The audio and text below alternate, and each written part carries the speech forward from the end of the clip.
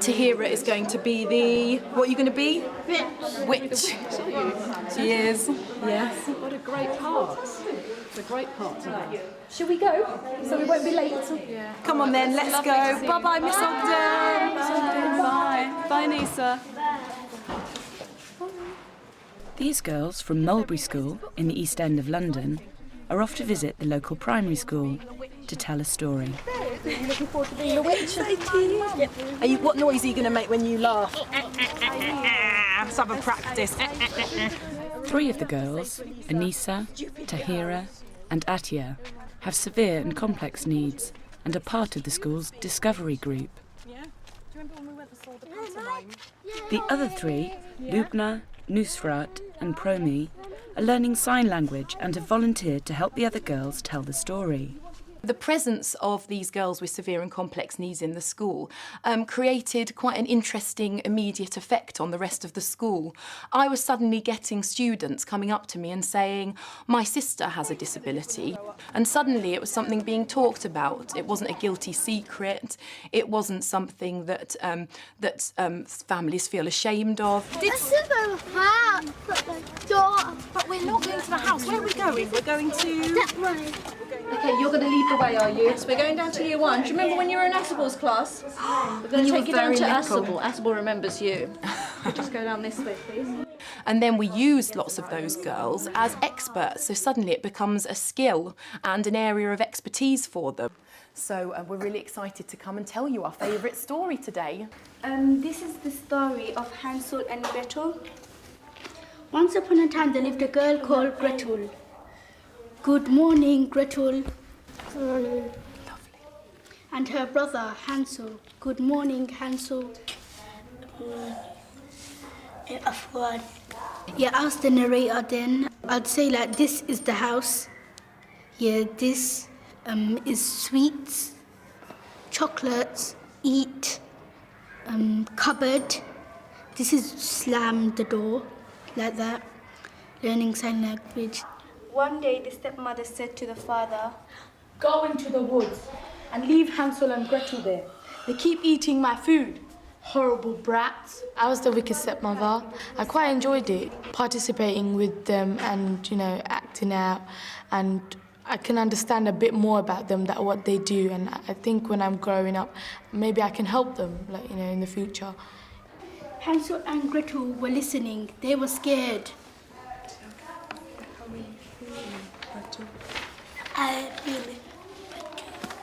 As a community, I think we should learn the way they communicate, the way they socialize. And the fact is that some people, they don't take them seriously. They think they're just kids. A little old lady opened the door and said,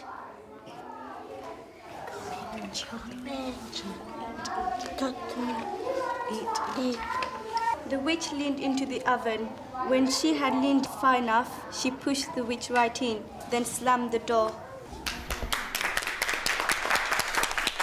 Now it's time for Year 2 to tell their story. Asable's class is going to be telling you a story with some story ingredients in our storytelling box. We're going to go around and we're going to pick 3 things from our storytelling box. I think having Atia in my class and then also having Anissa part-time in my class meant that myself and children knew that not everybody communicated the same way. How can we simplify things to explain it to people like Atia? How can we simplify things to explain it to people like Anissa?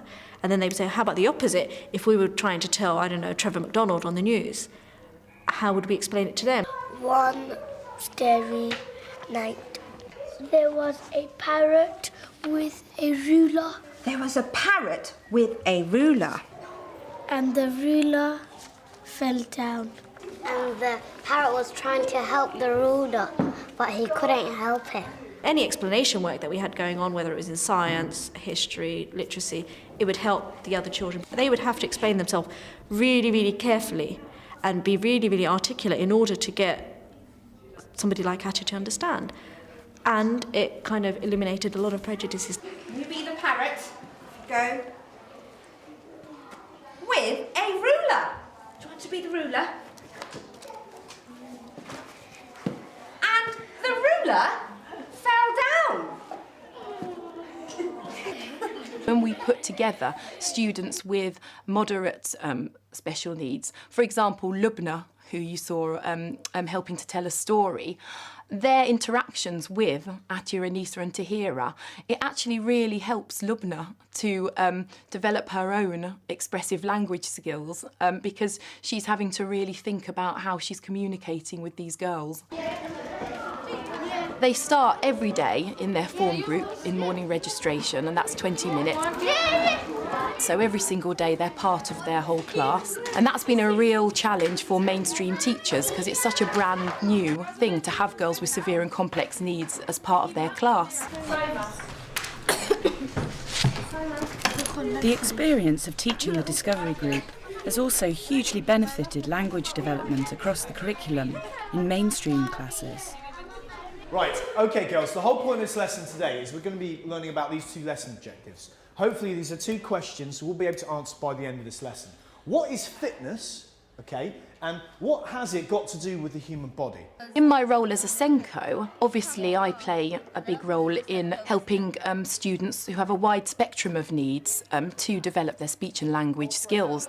In an average class at Mulberry, you might have one statemented child, and then you might have perhaps 5 or 6, possibly more, students who are school action or school action plus. And we keep an individual education plan on every student on the special needs register. More often than not, there's a speech and language focused target. To know science, you've got to obviously be able to speak science confidently. Okay, you've got to be able to speak science well. So all I'm going to do is I'm going to point to the word and I'm going to ask you as a class to repeat it together, okay? Can we just repeat after me? The respiratory system. Just one more time. Excellent. Learning these sort of scientific words and moving away from sort of common day colloquial language and using these words with very precise meanings is an important hurdle that these students need to sort of overcome if they want to be successful in their exams and things like that. How do we say that? Respiration. Good. Can we try say this one over here? Muscles. That one there? The one above it, we're beginning with C. That one. Carbon dioxide. Very good, well done.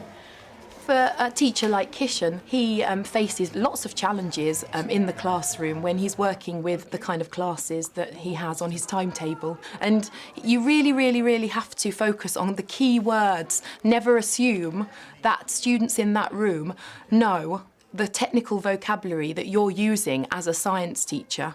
You know, always, always, you have to make sure, check their understanding all the time and never assume that they'll remember. It's all about reinforcing, and that's something I've learned from working with Atya, Tahira, Anisa, Majida and Saima. You know, repetition is an important part for everyone's learning. Hands up if you're the spokesperson today.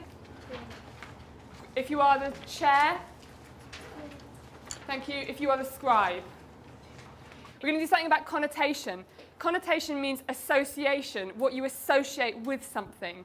So I'm going to show you some colours, and you're going to tell me the connotations of Sally's fantastic because she knows her class really, really well. Victoria Lee is a special needs teacher, and they can together plan strategies for how to get the best talk out of their lessons. Their seating plan, which they come into at the beginning of the lesson, is differentiated. They're all sitting in mixed ability groups.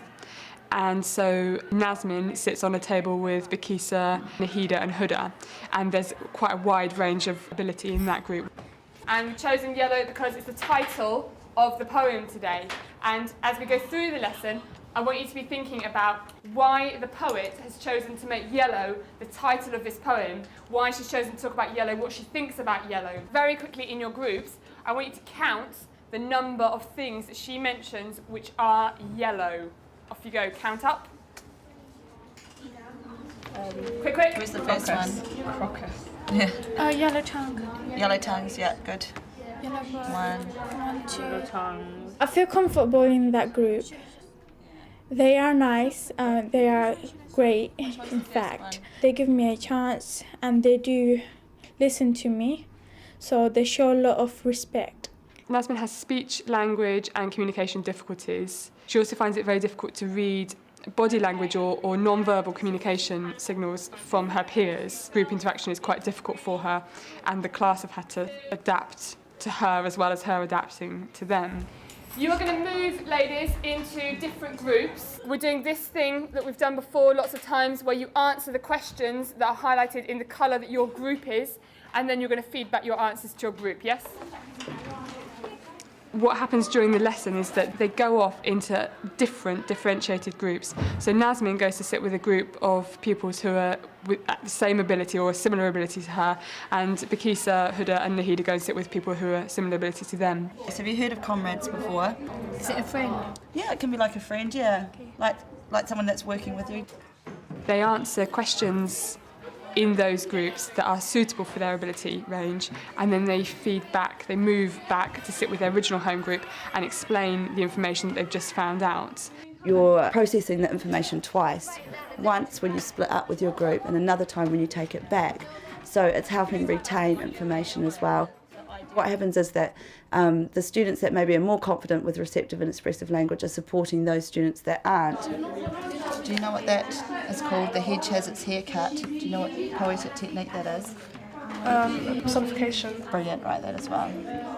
That's for extra marks. It doesn't actually have a tongue. It tries to talk, but obviously it can't talk. So it's just emphasising that she's lonely. Ah, good. Emphasising. Go and say. When you go further down in the poem, no one's talking to her, so she's trying to actually talk with something that she's, definitely. The group that I normally sit in, we're all mixed ability people. So when we're working on a task together, we're able to help each other in things that we don't understand. Bakisa is a very able, very confident girl, but she also needs practice in communicating appropriately sometimes and communicating high order ideas. Paying attention to language and communication skills stretches pupils across a whole spectrum of ability and has been one of the highly positive outcomes of including the students in the Discovery Group into the life of Mulberry School. So you can see up here that I've written Mulberry, a place for everyone. And I've just come back to you today to do a review of how far we've come and where we want to go next. And the most interesting point that I think we've all learned is how similar we all are, just as much as we're all different. Let's hear from Aisha and Tamanna now. They are the buddies of Atia, Anisa and Tahira. Tahira, what I like most about you is that you are so funny and really good at art, as well as really good at sports. You always catch a ball if we throw it at you. I think you are very shy at times, therefore you have to get to know people before you trust them. Aisha and I are learning sign language at the moment, as well as other members of AB. This is really helping. I just want to add that I think AB is a very special form because we treat everyone equally. Thank you very much. Thanks, Aisha and Tamanna. That was really brave of you. Not so long ago, Mulberry wouldn't have been allowed to have girls like Anisa, Atia and Tahira. We wouldn't have been allowed to have them in the school because it was believed by the people who made decisions that they wouldn't learn well and also that they would stop the rest of us from learning well. How ridiculous does that sound now? Well done, everybody.